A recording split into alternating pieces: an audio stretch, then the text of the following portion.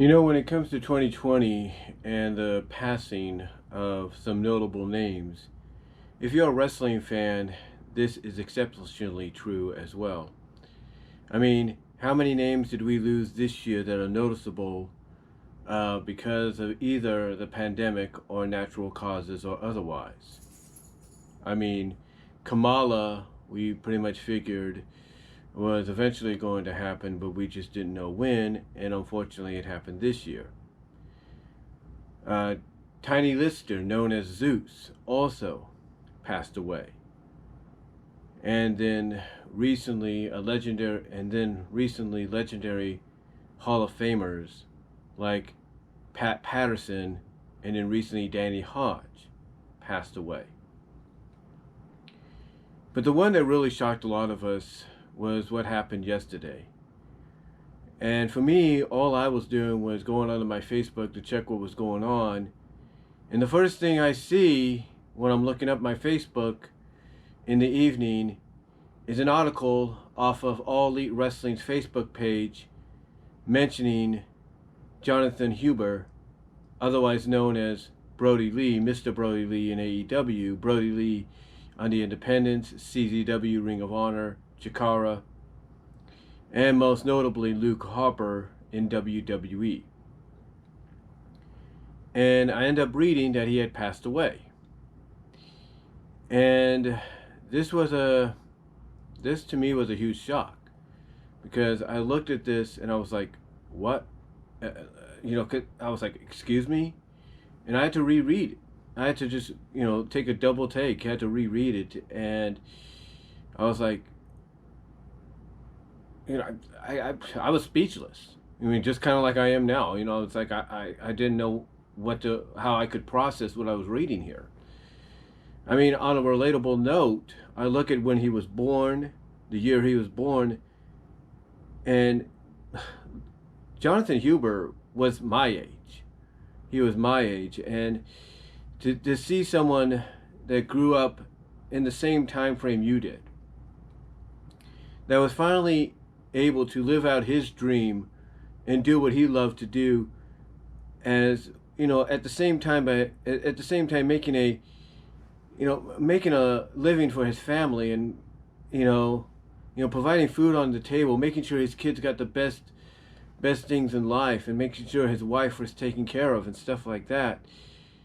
To see somebody of my generation pass away at the age that I'm currently in right now was a shock. I mean, I saw what Jeff Siegel, known as the Sleg Daddy on OTRS Central, say in his video. And yeah, it is, I do have to agree with him. It is scary to know that somebody of your generation, someone born and growing up around the same time frame you did, has passed away. Someone that you watched on television live out his dreams. I mean, here's the thing. A lot of us knew who Brodie Lee was. Jonathan Huber's Brodie Lee character was before WWE. We knew about him, by reading magazines and looking online and hearing about his, hardcore wrestling tactics and style in places like CZW and Ring of Honor. Most notably, I think, when they had the CZW Ring of Honor crossover war is when we heard about it the most. But then, when he got signed to WWE, a lot of us was happy.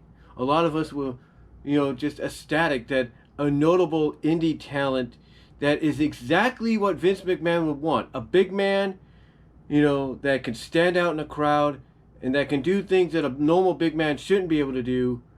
We were ecstatic that he was signed to WWE. We were ecstatic that he was getting an opportunity to live out his dream now on a major stage. And like Jeff Siegel said, he did exactly that and more so. He competed at WrestleManias. He competed at WrestleMania, what was it? WrestleMania 31, he competed in a ladder match. You know, a ladder match where he chalked, you know, a freaking ladder right into the face of Dean Ambrose, known as Jon Moxley right now. You know, the WrestleMania where Daniel Bryan won the title. He was part of a dominating squash championship victory with Eric Rowan as the Bludgeon Brothers. He was part of the main events of several pay-per-views, most notably Survivor Series, the main event of Survivor Series in which Sting debuted for the company. He was given all this opportunity and he ran with it. Now, a lot of people will come out and say that he wasn't treated fairly. A lot of people will say that WWE didn't push him to his full extent. But here's the thing. This is one of those cases where WWE had all the intent. They had all the intent. Whether you like WWE or you don't, they had all the intent to push this guy. You know, whether they, you know, wanted him to have a southern drawl, or he was finally able to talk them out of making him do that, or whatever the case is, they had all the intention, whether they agreed on certain things or not, they had all the intentions to push this guy. I mean, they wouldn't have had him team up with the likes of John Cena and Randy Orton. They wouldn't have had him, like I say, compete in the Survivor Series main event in which Sting debuted. They wouldn't have him be associated in a segment/match with Dwayne "The Rock" Johnson. Sure, he wasn't the one to compete against Rock, but still, he was involved in it. I mean, he was given so many opportunities by the WWE, again, whether you like them or you don't, that you can't count on your fingers. You won't have enough fingers to count how many opportunities he got and ran with, you know, to the best of his ability. I mean, several years ago, he was involved before his match with Moxley several months ago at a pay-per-view, you know, for the AEW World Title. He was involved in a freaking hardcore style, well, semi-hardcore style, hard-hitting, whatever you want to call it, you know, anything goes, like, you know, rivalry with Moxley as Ambrose in WWE, which culminated, believe it or not, with a TLC match, I believe, in which both men left the arena still fighting each other while they were in a moving vehicle. You know, Jonathan Huber in WWE had his opportunities. He became tag champ in NXT sooner than people thought. And true, there might have been a falling out towards the end. But there is nothing negative you could say about the run and the opportunity he had with WWE. And when AEW and Tony Khan saw this, that's why he signed him and immediately pushed him, not just as the exalted one of the Dark Order, but as the monster that AEW would need. And what did he do in his first big opportunity?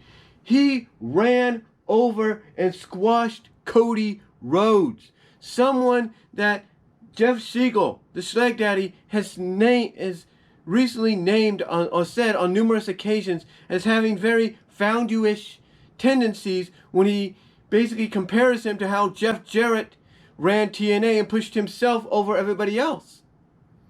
Here you had Cody allow Jonathan Huber, back as Brodie Lee, or this time Mr. Brodie Lee, sort of a take and a slap, if you will, at Vince McMahon being Mr. McMahon. They let Brodie win in decisive fashion. And what did this do? This allowed Cody to come back with that darker persona that, you know, he adopts anytime someone pushes him to that limit or makes him go to that place he doesn't want to go. And then after that, he was gone.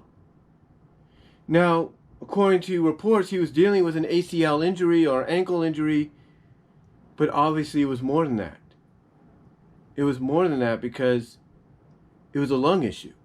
It was a non-virus related lung issue that he passed away from, that he had been battling for quite some time. And we don't know if he'd been battling it while he was in AEW as the TNT champion, or he was battling it after he left due to an ankle injury, or whatever the situation was. We don't know. We probably won't know the full extent until later on. But the fact that this happened, especially a day after Christmas, on Christmas weekend, is hard for a lot of fans that enjoyed this guy's work, but mostly for his family. Because God only knows what they're going through right now. I mean, his wife taking to Instagram, to social media, and thanking the fans, thanking AEW, and all those that were part of her husband's life. That takes a strong woman to do that. To come out and acknowledge that she's heartfelt, but that she is heartfelt by all the, get all the thank yous and the sympathy wishes and everything that she has gotten, but also that she's heartbroken at the fact that she lost her husband. And